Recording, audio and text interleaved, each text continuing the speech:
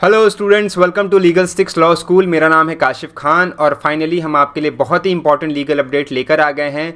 Supreme court ने बहुत ही बड़ा जजमेंट सुनाया है अपना। एमपी एमएलएज की जो इम्यूनिटी होती है, जो उनके पास पार्लियामेंट्री प्रिविलेज होता है, उसके ऊपर एक बहुत ही बड़ा सुप्रीम कोर्ट का जजमेंट आया है। सुप्रीम कोर्ट ने अपने इस डिसीजन में कहा कि एमपी एमएलएज अगर ब्राइवरी लेते हैं और उसके वजह से वो कोई वोट करते हैं पार्लियामेंट में या लेजिस्लेटिव असेंबली में या फिर कोई स्पीच देते हैं, तो वो इम्यून नहीं है, जो कि उनको कॉन्स्टिट्यूशन के अंदर दी गई है, जो कि प्रोटेक्शन उनको कॉन्स्टिट्यूशन के अंदर दिया गया है उसके अंदर।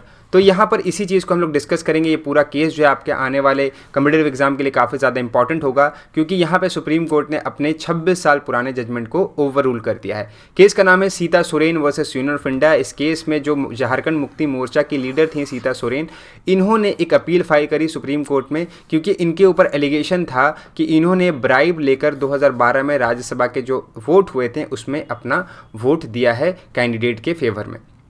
अब यहाँ पे जब ये मुद्दा जो है सुप्रीम कोर्ट के पास पहुँचा, उससे पहले ये मुद्दा हाई कोर्ट के पास आया था। तो झारखंड हाई कोर्ट के पास जब ये मुद्दा आया तो झारखंड हाई कोर्ट के पास ये सवाल आया कि जो पीवी नरसिम्हा राव का जजमेंट था 1998 का सुप्रीम कोर्ट का, जिसमें सुप्रीम कोर्ट ने कहा था कि अगर कोई भी कैंडिडेट जो है, मतलब राज्यसभा का या लोकसभा का जो मेंबर है बेसिकली, वो अगर ब्राइब लेके भी वोट करता है या कुछ बात कहता है तो उसको इम्यूनिटी मिलती है कॉन्स्टिट्यूशन के जो प्रोविज़न है उसके अंदर में। तो यहाँ पर क्या ये परमिशन देना, उनके अगेंस्ट इंक्वायरी करना, उनके अगेंस्ट केस चलाना, क्या ये सही है? तो यहाँ पर जो है वो हाई कोर्ट ने इसको सही माना और यहाँ पे उनकी खिलाफ इन्वेस्टिगेशन जो है सीबीआई को सौंप दी और कहा कि आप इसमें इन्वेस्टिगेशन कर सकते हैं। उनको राइट भी यहाँ पे दे दिया। इसी चीज़ को जो है सीता सोरेन लेकर सुप्रीम कोर्ट पहुँचे। सुप्रीम कोर्ट में ये मामला चला। 2019 में सुप्रीम कोर्ट के पास ये मामला जब आया तो सुप्रीम कोर्ट ने देखा कि पहले से ही 5 जज बेंच का इसके ऊपर डिसीजन है इस पॉइंट के ऊपर, तो इसलिए इसको और बड़ी बेंच के पास भेजना ज़रूरी है।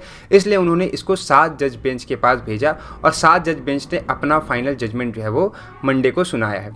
सुप्रीम कोर्ट ने जो है इस बेंच में जब हेयरिंग चल रही थी, वहाँ पे अटॉर्नी जनरल ऑफ इंडिया ने एक आर्गूमेंट रखा कि जो राज्यसभा का इलेक्शन होता है वो एक लेजिस्लेटिव वोट नहीं है विद इन द आर्टिकल 194 सब क्लाउज 2। इसलिए जो है यहाँ पे इस चीज़ को जो है वो खारिज किया जाए। और यहाँ पे उन्होंने एक रेफरेंस भी दिया केस का कुलदीप नारायण का, जो 2006 में जजमेंट आया था, जिसमें सुप्रीम कोर्ट ने ये कहा था कि राज्यसभा की जो भी प्रोसीडिंग्स होती हैं उसको फिल करने के लिए वो लेजिस्लेचर में जो है नहीं आती, मतलब लेजिस्लेचर की प्रोसीडिंग के अंदर नहीं आती। आर्टिकल 194 में एक मेयर एक्सरसाइज ऑफ फ्रेंचाइजी होती है। तो इस को भी बात को जो है वो सुप्रीम कोर्ट ने यहाँ पे पहले तो खारिज किया है और फाइनली सुप्रीम कोर्ट की जो बेंच है उन्होंने ये कहा है कि जो मेंबर ऑफ पार्लियामेंट होते हैं, यानी कि हमारे जो एमपीज़ हैं, और मेंबर ऑफ लेजिस्लेटिव असेंबली जो कि एमएलएज हैं हमारे, वो इम्यूनिटी क्लेम नहीं कर सकते हैं अंडर आर्टिकल 105 और 194 of the constitution of India when they are accuse of taking bribery. अगर वो ब्राइबरी लेते हैं और वोट करते हैं, कुछ कहते हैं पार्लियामेंट में, कोई स्पीच देते हैं, तो वहाँ पर जो है उनको इम्यूनिटी नहीं मिलेगी, क्योंकि ब्राइबरी एक ऑफेंस है। ये किसी भी तरीके से पार्लियामेंट की प्रोसीडिंग का पार्ट नहीं माना जा सकता, पार्लियामेंट का वर्क नहीं माना जा सकता, किसी भी लेजिस्लेटर का कोई वर्क नहीं माना जा सकता। तो इसको आगे थोड़ा सा और समझने से पहले हमें यह जानना जरूरी है कि आर्टिकल जो है 105 सब क्लाउज 2 एंड आर्टिकल 194 सब क्लाउज 2 ये क्या कहता है। 105 सब क्लाउज 2 जो है वो एमपीज़ को इम्यूनिटी देता है कि वो कुछ भी जो है वो अगर पार्लियामेंट में कहते हैं, किसी के भी फेवर में वोट देते हैं, कोई भी बात पार्लियामेंट में कहते हैं, तो उनको इम्यूनिटी मिलेगी। और सेम प्रोविज़न जो है ये 194 सब क्लाउज 2 में मेंबर ऑफ लेजिस्लेटिव असेंबली के लिए दिया गया है। क्यों दिया गया है इसको भी हम लोग आगे डिस्कस करेंगे, लेकिन उससे पहले थोड़ा सा हम लोग और जजमेंट के बारे में जानेंगे। तो जजमेंट में यहाँ पे 7 जज बेंच थी, जिसमें थे chief justice of India DY Chandrachud, AS Bopanna, MM Sundaresh, PS Narasimha, JB Pardiwala, PV Sanjay Kumar और मनोज मिश्रा। ये 7 जज की बेंच थी जिन्होंने यूनिमसली अपना ये जजमेंट सुनाया है। और इस जजमेंट में इन्होंने अपने जो पुराने जजमेंट है PV Narasimha Rao versus state के केस को ओवर रूल कर दिया है। इस केस में ये कहा गया था कि अगर जो लेजिस्लेटर हैं वो इम्यून होंगे अगर उन्होंने कोई भी ब्राइब लेकर कोई किसी को भी वोट किया है लेजिस्लेटिव हाउस में, ठीक है। और ये जो केस था ये 3:2 की मेजोरिटी से आया था, मतलब क्या कि 3 लोगों ने ये बात कही थी, बाकी 2 लोग जो है इस डिसीजन के अगेंस्ट में थे। लेकिन जैसे आपको पता है कि जो मेजोरिटी डिसीजन होता है वो माना जाता है, तो यहाँ पे मेजोरिटी डिसीजन यही माना गया था कि ब्राइबरी लेकर भी अगर कोई वोट करता है पार्लियामेंट में तो भी उसको इम्यूनिटी मिलेगी। तो यहाँ पे जो केस आया इसमें सबसे पहले तो कोर्ट ने ये बताया कि हम इम्यूनिटी कैसे डिसाइड करेंगे, कि इम्यूनिटी किस किस केस में जो है वो MP MLAs को मिलेगी और किस किस केस में MP MLAs को नहीं मिलेगी।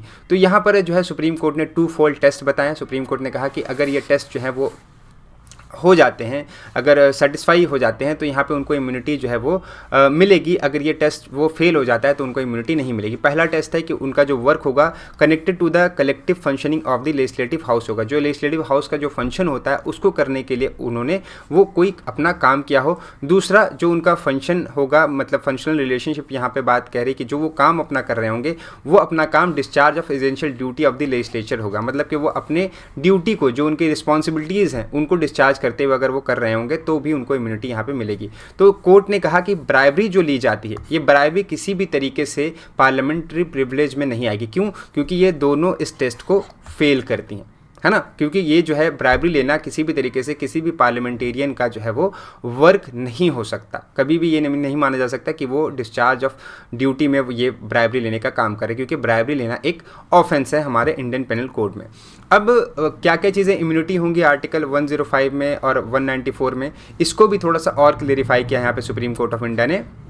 और इसको बताते हुए सुप्रीम कोर्ट ने कहा कि सबसे पहले तो यहाँ ध्यान रखिए कि इम्यूनिटी जो है दी क्यों जाती है। इम्यूनिटी इसलिए दी जाती है कि लेजिस्लेटर जो हैं, जो भी हमारे एमपी और एमएलएज हैं, वो कोई भी बात जो है अपनी पार्लियामेंट में बिना डरे बोल सकें। दूसरी चीज़, वो वोट कर सकें किसी को भी फ्रीली, ताकि उनका जो बात है कि जिसके लिए उनको अपॉइंट किया गया है, उनको लोगों ने अपना प्रतिनिधित्व बनाया कि उनकी बात को वहाँ पर रख सकें, ताकि वो सारी बातें वहाँ पे बोल सकें। अगर उनको ये इम्यूनिटी नहीं दी जाएगी तो सारी बातें वो खुल के पार्लियामेंट में नहीं बोल पाएंगे। अपने उनको हमेशा डर रहेगा कि मेरे खिलाफ कोई क्रिमिनल प्रोसीडिंग ना स्टार्ट हो जाए। दूसरी बात कि अगर कोई ऐसा वो एक्ट करते हैं जो जिसमें उनको इम्यूनिटी नहीं मिलती है, तो यहाँ पर जो क्रिमिनल कोर्ट है उनको एक्सक्लूड नहीं किया जाए कि उनके खिलाफ केस की हेयरिंग सुन सके। जैसे कि ब्राइबरी केस में अगर एक ऑफेंस है ये, तो यहाँ पे क्रिमिनल कोर्ट के पास भी ये चांस है, या हम कह लें क्रिमिनल कोर्ट के पास ये राइट है कि वो उनके खिलाफ जो है प्रोसीडिंग को चला सकते हैं। इवन दो कि जो स्पीकर होता है वो भी एम्पावर है इन चीज़ों के या इस तरीके के केसों से डील करने के लिए। कि ब्राइबरी वगैरह वाला केस आता है तो स्पीकर खुद भी देखते हैं, तो उनके पास ये पावर है स्पीकर के पास। तो इसका मतलब ये नहीं कि हम क्रिमिनल कोर्ट को यहाँ से एक्सक्लूड कर देंगे। देन लास्ट इंपॉर्टेंट पॉइंट यहाँ पे ये भी कहा कोर्ट ने कि इम्यूनिटी जो होगी वो हर केस में अप्लाई होगी। जो राज्यसभा का इलेक्शन होगा उसमें भी अप्लाई होगी, प्रेसिडेंट का इलेक्शन होगा उसमें भी अप्लाई होगी, और जो वाइस प्रेसिडेंट का इलेक्शन होगा उसमें भी ये सारी चीज़ें यहाँ पे अप्लाई होंगी। तो इम्यूनिटी जो है वो सिर्फ और सिर्फ राज्यसभा के इलेक्शन में या किसी आपने बिल के में कोई वोट कर दिया है या किसी भी चीज़ में कर दिया, सिर्फ वहाँ तक सीमित नहीं है। ये प्रेसिडेंट और वाइस प्रेसिडेंट के इलेक्शन तक भी जाएगी, यहाँ तक भी इसका जो है स्कोप और इसका लिमिटेशन जो है वो जाता है। तो बेसिकली ये थी आज की हमारी लीगल अपडेट। आई होप आपको इस वीडियो में सारी डिटेल जो है अच्छे से क्लियर हो गई होगी। फर्दर अपडेट के लिए आप हमारी वेबसाइट को विजिट कर सकते हैं। आप हमारे जो है यूट्यूब चैनल को सब्सक्राइब कर सकते हैं, जहां पे हम लोग रोज़ जो है एक लीगल अपडेट जो है अपलोड करते रहते हैं।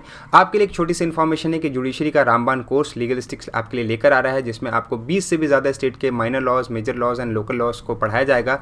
और ये बड़े ही रिजनेबल प्राइस पे कोर्स हम आपके लिए लेकर आए हैं। 21,999 रुपये में ये कोर्स है, जिसको अभी अगर आप परचेस करते हैं तो 20% का एक्स्ट्रा डिस्काउंट मिलेगा, जिसमें अगर आप मेरा कोड यूज़ करेंगे KRK20 तो आपको 20% का डिस्काउंट मिलेगा। तो अभी आप चाहें इस कोर्स को परचेस करें और हमारे साथ जुड़ जाएं। फर्दर अपडेट के लिए आप हमारी जितने भी लीगल सोशल मीडिया हैंडल्स हैं उसको फॉलो कर सकते हैं, और यहाँ पर आपको डेली के अपडेट मिलती रहेगी। मिलते हैं ऐसे इंपॉर्टेंट वीडियो के साथ, तब तक के लिए good bye and take care.